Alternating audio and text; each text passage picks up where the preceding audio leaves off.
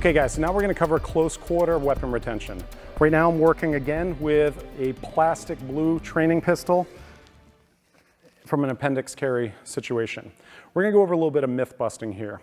What happens with the firearm is the slide is much longer than the grip in this situation. So that's the long end of the lever, that's how you generate leverage, right? The person that's holding on here is gonna have more leverage than the person that's holding on here, regardless of the grips and the texture and things. As this one moves in this direction, or in particular, as this moves down, what it's doing is now that's bending my wrist. That's gonna make it virtually impossible for me to hang on to this. And to show that, if I'm already in this position, literally Josh can push on the bottom of that towards here and I can't hang on to this anymore.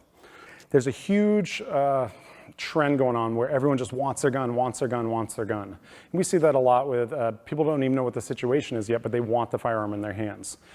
When somebody is too close to me, or depending on their skill set, their size and whatnot, I may not want to draw this firearm. All right, if Josh is close, and I know he's got tremendous skills in this area, but regardless, if somebody was this close, I would not want to draw this firearm. I have a lot of experience working with this, a lot of time in hand-to-hand, and I do not like fair fight. So as this firearm comes out right now we're in a tug-of-war match, okay? He had no gun, and now he has half of a gun, and believe it or not, he has the leverage advantage. If you look at the firearm here, the slide is longer than the grip on here.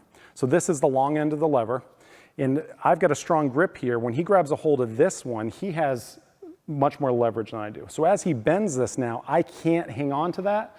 And now I went from fighting somebody with no firearm to him being the only one with a firearm. So as I'd say more important than knowing the techniques is knowing when to draw a firearm and when not to.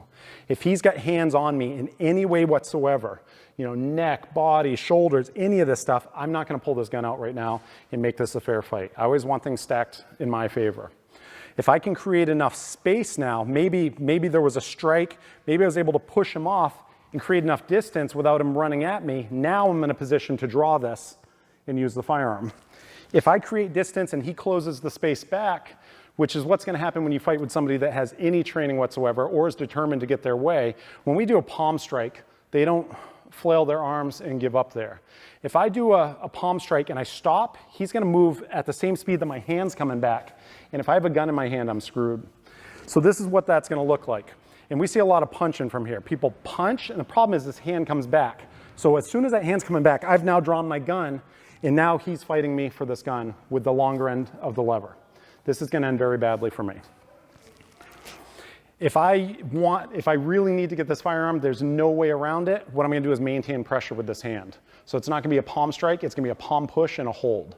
Okay, so now he came too close. I'm going here and I'm holding him now, because remember, he's determined, he's gonna keep driving into me, and now I can draw this firearm and create the space I need to use it. The only other exception for me keeping it here and feeling safe is when I have control of the muzzle. So I'm not doing this where I'm putting my fingers in front of the muzzle. I'm hanging onto the frame in this position here, right? And this is now gonna take away that leverage advantage that he had.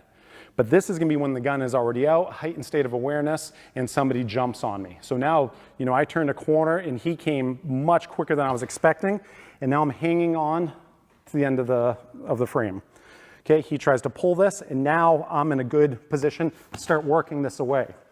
If I can't pull it out of his hands, we're gonna drop here, okay? So now I'm gonna bring myself into this position where the muzzle is now facing him, and I'm gonna be free for one shot. It will be fouled. We will have a failure to extract, failure to eject.